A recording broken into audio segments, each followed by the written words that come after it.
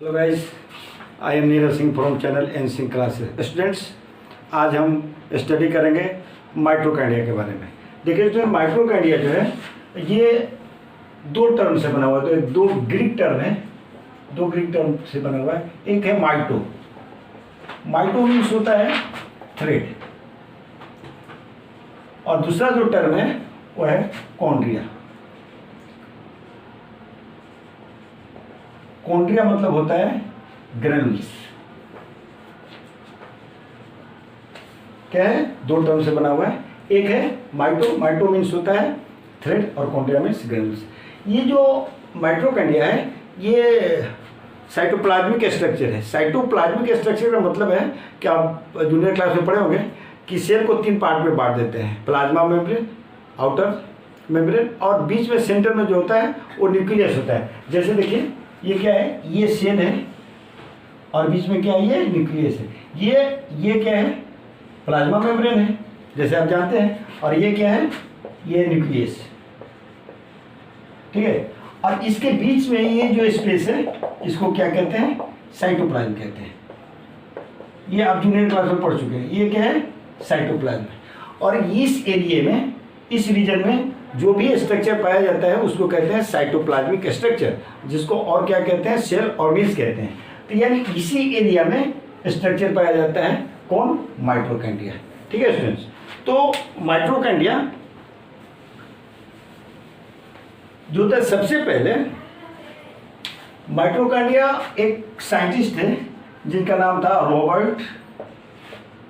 Robert Altman. ठीक है, इन्होंने माइक्रोस्कोप की मदद से, माइक्रोस्कोप में इन्होंने एक स्ट्रक्चर को पाया। ठीक है, उस स्ट्रक्चर को, ये काम उन्होंने 1890 में किया, और एक स्ट्रक्चर उनको दिखा जिसको उन्होंने कर दिया बायोब्लास्ट। एक स्ट्रक्चर देखा उन्होंने, साइटोप्लाज्मिक स्ट्रक्चर, जिसको उन्होंने कह दिया बायोब्लास्ट। बाद में इनके बाद एक दूसरे साइंटिस्ट आए जिनका नाम था बेंडा, तो बेंडा ने 1897 1897 टू 1898 में अध्ययन किया सेल का। तो जिसको इन्होंने, अल्टमैन ने जिसको बायोब्लास्ट कहा था, ये बेंडा ने कब, 1897 टू 1898 इसी स्ट्रक्चर को, जिसको अल्टमैन ने बायोब्लास्ट कहा था, इन्होंने इसको कह दिया माइटोकॉन्ड्रिया। उसी स्ट्रक्चर को, जिस स्ट्रक्चर को उन्होंने कहा था अल्टमैन ने बायोब्लास्ट। उसके बाद एक और साइंटिस्ट है जिनका नाम था किंग्सबर्ग। एक और साइंटिस्ट है जिनका नाम था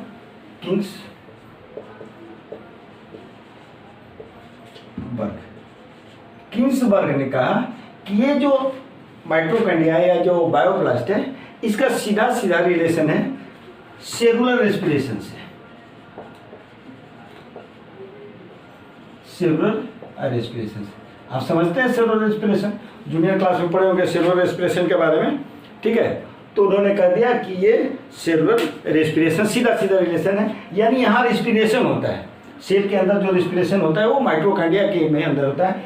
ये बात इन्होंने, किंग्सबर्ग ने कब बताया, तो 1912 में किंग्सबर्ग ने बताया कि ये जो स्ट्रक्चर है, जिसको ये दोनों ने बायोब्लास्ट या माइटोकॉन्ड्रिया कहा है, ये स्ट्रक्चर जो वो सीधा सीधा रिलेटेड है किससे, ये सीधा सीधा रिलेटेड है सेलुलर रेस्पिरेशन से। उसके बाद एक और साइंटिस्ट है,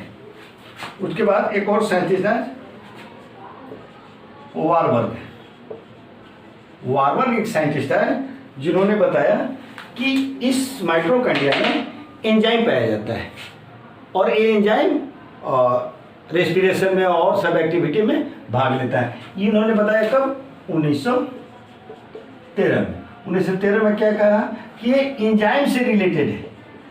क्या होता है, इसमें एंजाइम्स होते हैं। ये था माइटोकॉन्ड्रिया के बारे में जिन्होंने, जो लोगों ने जो बात कही थी वो। अब देखिए स्टूडेंट्स, आप इसका स्क्रीनशॉट ले सकते हैं। माइटोकॉन्ड्रिया का साइज देखिए स्टूडेंट्स, जो माइटोकॉन्ड्रिया है वो क्या है, परिवर्तनशील है, वेरिएबल, चेंज करते रहता है।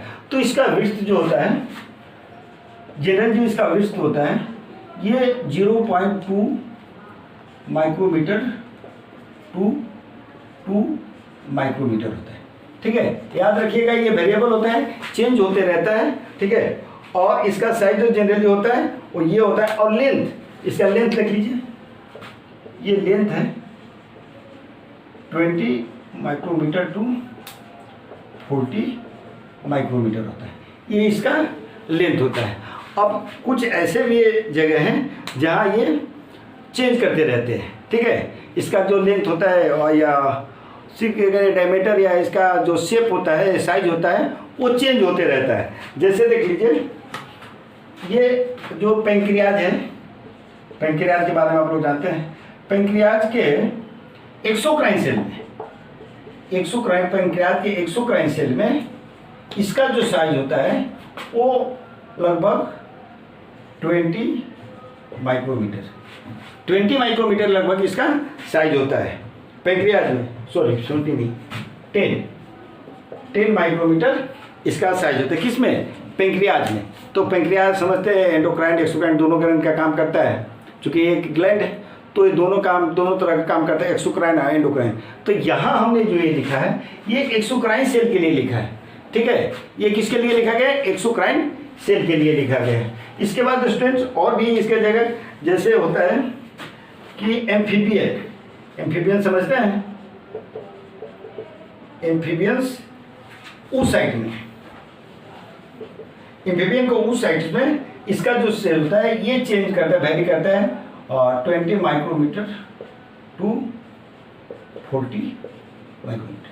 देखिए ये क्या हो रहा है, ये इसका जो साइज हो रहा है वो चेंज होते रहता है। अब देख लीजिए कि जो जनरल जो इसका जो विड्थ होता है 0.2 माइक्रोमीटर टू 2 माइक्रोमीटर होता है, लेंथ कहता है 20 माइक्रोमीटर टू 40 माइक्रोमीटर होता है। पेंक्रियाज का एक्सोक्राइन सेल में इसका जो साइज होता है 18 माइक्रोमीटर होता है। एम्फीबियन है, एम्फीबियन को उस साइड में जो होता है वो 20 माइक्रोमीटर टू 40 माइक्रोमीटर होता है। ठीक है, इसका आप स्क्रीनशॉट ले सकते हैं। देखिए अब है शेप है, तो इसका शेप जो होता है ना वो वेरिएबल होता है, वेरिएबल इन शेप होता है, वेरिएबल होता है। इसका शेप जो होता है वो वेरिएबल होता है। और जनरली ये किस शेप में पाया जाता है, तो ये आपको रॉड शेप में भी पाया जाता है, और ये पार्टिकल शेप में भी पाया जाता है, छोटा पार्टिकल के शेप में पाया जाता है, स्फेरिकल शेप में भी पाया जाता है, स्फेरिकल शेप में भी पाया जाता है, और भी शेप में पाया जाता है। स्टूडेंट्स ये अपना जो आकृति है ना, जो उसका शेप है बहुत तेजी से चेंज करता है। और कब चेंज करता है तो उस पर इफेक्ट डालता है। क्या इफेक्ट डालता है? क्विक क्या करता है? Quickly change shape. क्या करता है? क्विकली शेप चेंज कर लेता है। जैसे वो क्यों चेंज करता है तो उस पर कौन कौन प्रभाव डालता है, तो जैसे इफेक्ट कौन कौन डालता है उस पर? इफेक्ट जो है, इफेक्ट कौन डाल? टेम्परेचर इफेक्ट डाल देगा। ठीक है, टेम्परेचर जो है इफेक्ट डाल सकता है इस पर। और क्या है, और जैसे देख लीजिए जो से आप लोग सोल्यूशन पढ़े हाइपोटोनिक, हाइपरटोनिक, मीडियम, तो इसमें भी ये चेंज हो जाएगा। Hypertonic, hypertonic, hypotonic, hypotonic, tonic, medium. ये मीडियम में भी ये क्या हो जाएगा? क्विकली अपना जो शेप है उसको क्या कर लेता है? चेंज कर लेता है। अगर एसिड का है, एसिड का है तो एसिड भी प्रभाव डालता है, एसिड में भी अपना ये चेंज कर लेता है अपना क्या शेप। तो ये बहुत ज़्यादा ही वेरिएबल होता है। तो स्टूडेंट देखिए माइटोकॉन्ड्रिया का स्ट्रक्चर के बारे में अब स्टडी करेंगे हम लोग। तो सबसे पहले दो वैज्ञानिक आए, एक का नाम था पैलेडे, एस्ट्रोस्ट्रेन, इजोस्ट्रेन।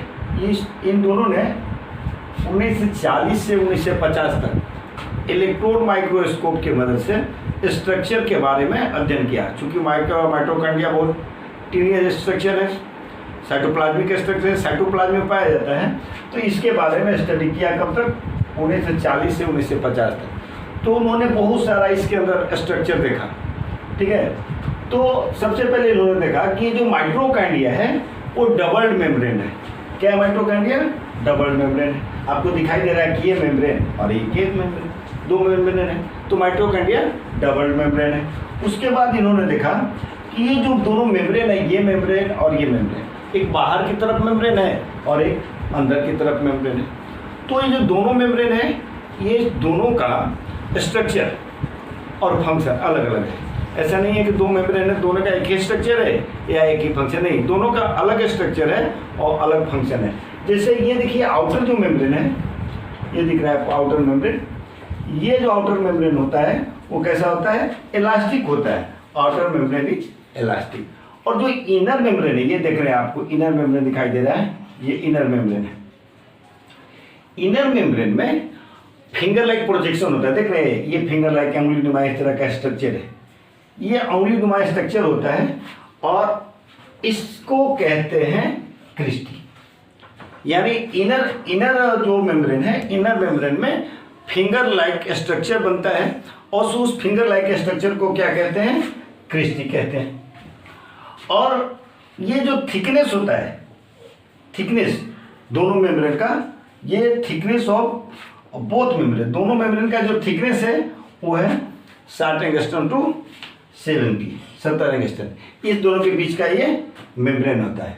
अब देखिए स्टूडेंट्स, ये दोनों ये इनर मेम्ब्रेन और ये आउटर मेम्ब्रेन, ये दोनों के बीच का जो ये स्पेस दिख रहा है, ये दोनों के बीच का जो स्पेस है, इसको हम कहते हैं, एक मिनट,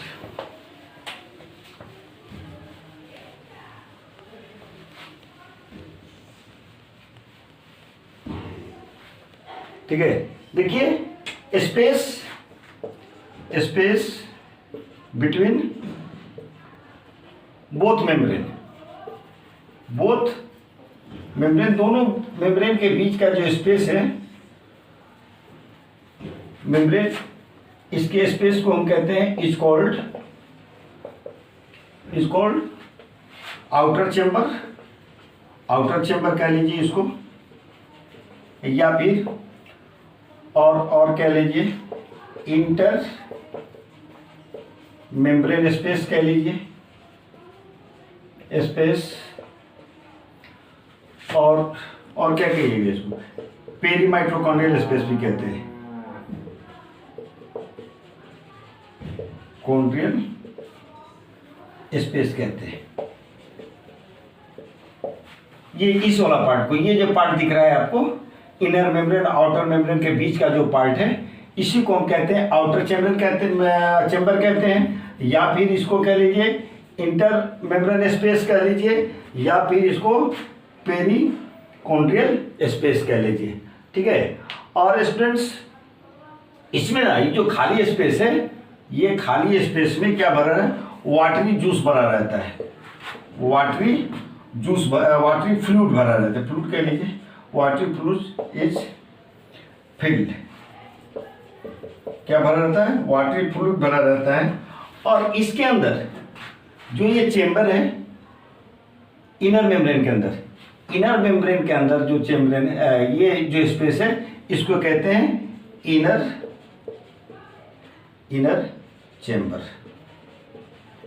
इसको कहते हैं इनर चेंबर। स्टूडेंट्स, इस इनर चेंबर में बहुत तरह का स्ट्रक्चर पाया जाता है, इसका मतलब है बहुत तरह का स्ट्रक्चर पाया जाता है। जैसे उसमें क्या पाया जाता है, ये इसमें इनर चेंबर में मैग्नीशियम आयन पाया जाता है, कैल्शियम आयन पाया जाता है, और देखिए डीएनए का स्ट्रक्चर पाया जाता है, कर्णनुमा छोटा छोटा कण स्ट्रक्चर डीएनए के पाया जाता है, ठीक है। राइबोसोम भी पाया जाता है, इतना सारा स्ट्रक्चर उसके अंदर पाया जाता है। ऐसा नहीं है स्टूडेंट कि सारा माइटोकॉन्ड्रिया जहाँ जहाँ पाया जाएगा ये सारा स्ट्रक्चर पाया जाएगा, कि कोई भी माइटोकॉन्ड्रिया है वहाँ कैल्शियम आयंस होंगे, मैग्नीशियम आयंस होंगे, डीएनए का पार्टिकल होगा, या फिर आपको राइबोसोम होगा, ठीक है। ऐसा नहीं है, लेकिन कुछ स्ट्रक्चर ऐसा है जो सब माइटोकॉन्ड्रिया में पाया जाता है। ठीक है। देखिए स्टूडेंट्स, ई इनर चेंबर, अब हम लोग समझते हैं ये क्या है, आउटर चेंबर है और ये है इनर चेंबर। वाटर चेंबर में जैसे हम लोगों ने सब पढ़ा कि ये वाटरी फ्लूइड भरा रहता है, ठीक है, और इनर चेंबर में जो सब्सटेंस भरा रहते हैं उसको क्या बोलते हैं, मैट्रिक्स बोलते हैं, ठीक है। यानी substances filled in inner chamber is called matrix. क्या बोलते हैं, मैट्रिक्स बोलते हैं। इसमें जो सबस्टांस भरा रहता है मैट्रिक्स कहलाता है। तो इस मैट्रिक्स में बहुत सारे सबस्टांस भरे रहते हैं, जैसे आप इनको दिखा रहे हैं, magnesium ion, calcium ion students, और आपको दिखाई दे रहा है डीएनए पार्टिकल, डीएनए के कण इसमें भरे रहते हैं। और क्या रहता है, और भी सब्सटेंस होता है, जैसे राइबोसोम, जैसे यहाँ पे स्ट्रक्चर दिखाया जा रहा है, देखिए ये राइबोसोम है, और ये आप दिखाई दे रहा है आपको डीएनए है, ये दिखाई दे रहा है मैग्नीशियम का आयन है, ये दिखाई दे रहा है कैल्शियम का आयन है। इसके अलावा और भी चीज रहते हैं, एंजाइम रहते हैं, और भी रहते हैं, कॉम्प्लेक्स एंजाइम्स भी रहते हैं।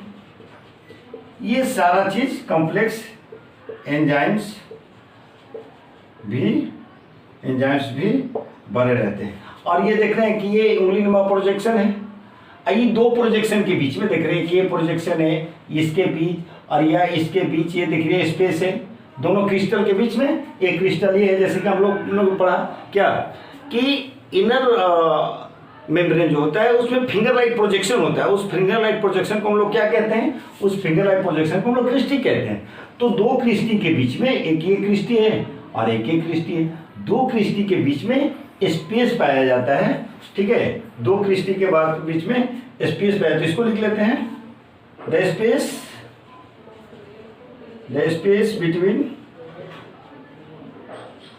बिटवीन टू क्रिस्टी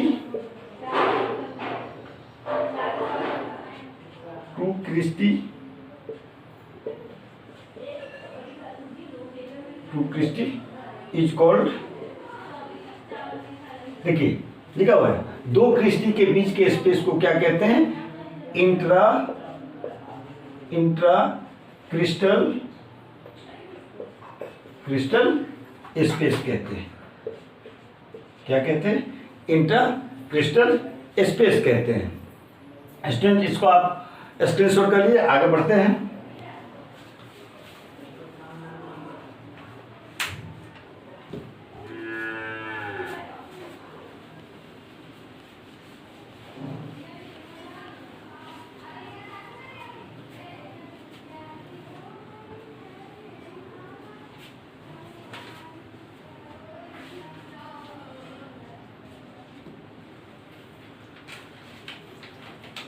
देखिए स्टूडेंट्स, अभी एक स्ट्रक्चर आपको ये दिख रहा है, ये छोटा छोटा स्ट्रक्चर देखिए, जो इनर मेम्ब्रेन है या कहीं ये मैट्रिक्स में एक छोटा छोटा पार्टिकल जैसा स्ट्रक्चर मिलता है। देखिए ये पार्टिकल जैसा स्ट्रक्चर मिलता है, इसे हम कहते हैं एलिमेंट्री पार्टिकल, भी कहते हैं, या इसको और क्या कहते हैं, F1 पार्टिकल भी कहते हैं, और इसको क्या कहते हैं, ऑक्सीजोम भी कहते हैं।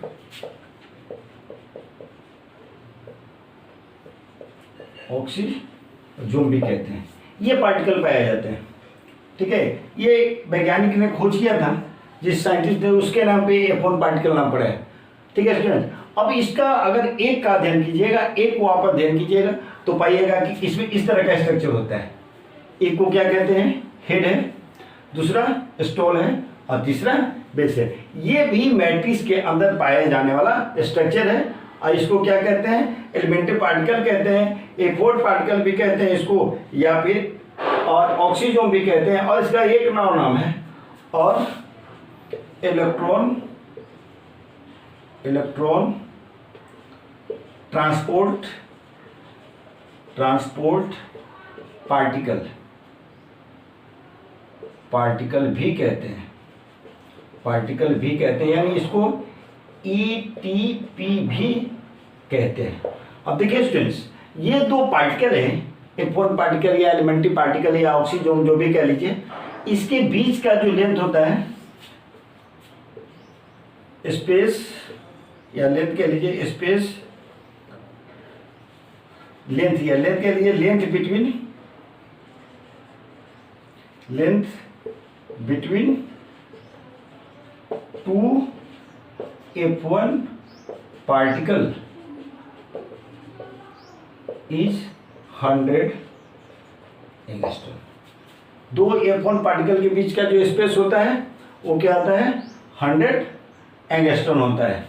अगली बात जो है स्टूडेंट्स वो होगा कि देखिए एलिमेंट्री पार्टिकल है तो इसका स्ट्रक्चर है एलिमेंट्री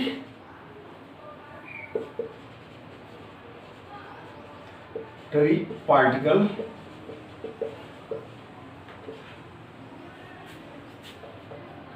has 3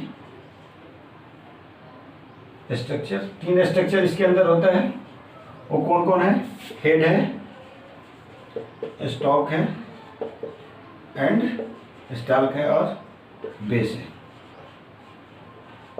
ठीक है स्टूडेंट्स, ठीक है, इतना समझ गया, इसको स्क्रीनशॉट ले लीजिए।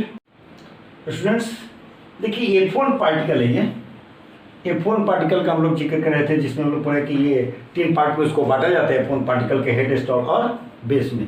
तो ये जो F1 पार्टिकल है ना, यानी 10 to the power 4 to 10 to the power 5 particle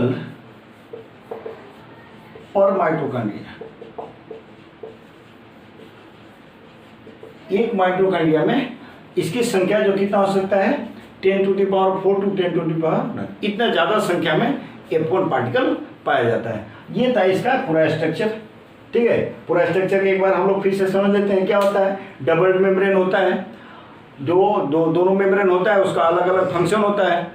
जो आउटर मेम्ब्रेन होता है वो इलास्टिक होता है, इनर मेम्ब्रेन होता है उसमें फिंगर लाइक प्रोजेक्शन होता है, उस फिंगर लाइक प्रोजेक्शन को हम लोग क्रिस्टी कहते हैं। दोनों के बीच का स्पेस यानी इनर मेम्ब्रेन आउटर मेम्ब्रेन के बीच के जो स्पेस होता है उसको आउटर चैम्बर कहते हैं। और ये इसके अंदर इनर मेम्ब्रेन के अंदर जो स्पेस होता है उसको क्या कहते हैं, इनर स्पेस कहते हैं, इनर चैम्बर कह लेते हैं। और इसमें ये जो आउटर मेम्ब्रेन और इनर मेम्ब्रेन के बीच का जो एरिया है इसमें वाटरी फ्लूइड भरा रहता है। इसके अंदर जो इनर मेम्ब्रेन है, इसके अंदर यानी इनर चैम्बर के अंदर जो सबस्टांस भरा होता है उसको मैट्रिक्स कहते हैं। मैट्रिक्स में बहुत सारे सबस्टांस मिलते हैं, जैसे कैल्शियम आयन मिलते हैं, प्लस क्या मिलता है, मैग्नीशियम आयन मिलता है, डीएनए के पार्टिकल मिलते हैं, राइबोसोम मिलते हैं, F1 पार्टिकल मिलते हैं।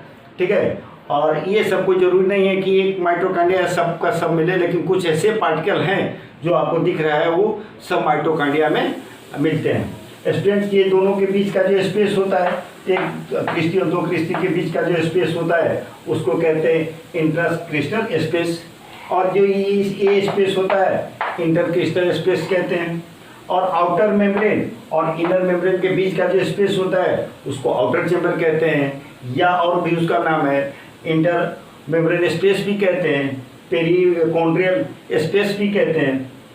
फिर उसके बाद हम आते हैं, ये क्या है, F1 पार्टिकल है तो इसको क्या कहते हैं, एलिमेंट्री पार्टिकल भी कहते हैं, प्राइमरी पार्टिकल भी कहते हैं, और क्या कहते हैं इसको, F1 पार्टिकल भी कहते हैं, ऑक्सीजन भी कहते हैं। अगर इसका स्पेशल अगर हम अध्ययन करते हैं तो ये 3 पार्ट में बटा रहता है, हेड है, स्टॉक है और बेस है। ठीक है, और इसके अंदर और भी एंजाइम्स भी पाए जाते हैं जो आगे हम समझेंगे कि उसका क्या रोल है। और ये इसको एलिमेंट्री पार्टिकल कहते हैं। इसकी संख्या आप पढ़ लिए कि इसकी संख्या पर mitochondria 10 to the power 4 to 10 to the power 5 होता है। और इसके बीच का जो स्पेस होता है, इसके बीच का जो लेंथ होता है, डिस्टेंस दोनों के बीच में क्या होता है, वो 100 एंगस्ट्रॉम होता है। ये सारा चीज़ पढ़े। अब देखिए माइटोकॉन्ड्रिया का फंक्शन क्या है। ठीक है स्टूडेंट्स, देखिए फंक्शन क्या है। तो आप जानते हैं कि ये एरोबिक रेस्पिरेशन होता है, सेलुलर रेस्पिरेशन जब होता है तो यहाँ लॉट ऑफ एनर्जी रिलीज होता है। किस फॉर्म में एनर्जी रिलीज होता है, और वो किस फॉर्म में होता है, एटीपी के फॉर्म में हमको एनर्जी एटीपी ऑब्टेन्ड होता है। और ये एटीपी जो ऑब्टेन्ड होता है वो कहाँ होता है, माइटोकॉन्ड्रिया में, और यहीं स्टोर हो जाता है। ठीक है, यहीं स्टोर होता है, लॉट ऑफ एनर्जी मिलता है, इसलिए हम क्या कहते हैं इसको कहते हैं पावर हाउस ऑफ द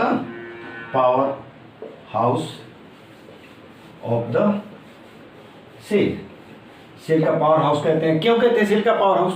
आप जानते हैं, जूनियर क्लास में भी पढ़े हैं कि लॉट ऑफ एनर्जी रिलीज होता है यहाँ, ठीक है, सेलुलर रेस्पिरेशन होता है, वो एनर्जी स्टोर होता है इसी माइटोकॉन्ड्रिया में, एटीपी के फॉर्म में, एटीपी के एडिनोसिन ट्राइफॉस्फेट के फॉर्म में स्टोर होता है, और आवश्यकता पड़ते जाता है तो आप क्या करते हैं, उसको यूज करते जाते हैं।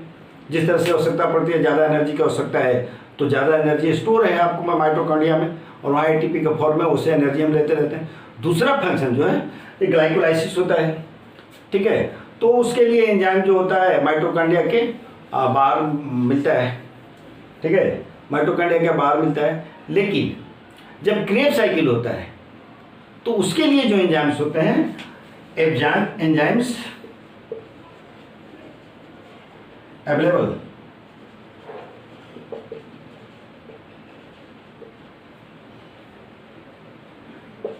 फॉर क्रेब साइकिल के लिए जो एंजाइम मिलता है, और यहीं से मिलता है, माइटोकॉन्ड्रिया से मिलता है, ठीक है, और सेलुलर रेस्पिरेशन के लिए मिलता है। लेकिन ये जो ग्लाइकोलाइसिस है इसके लिए एंजाइम बाहर उपलब्ध रहता है।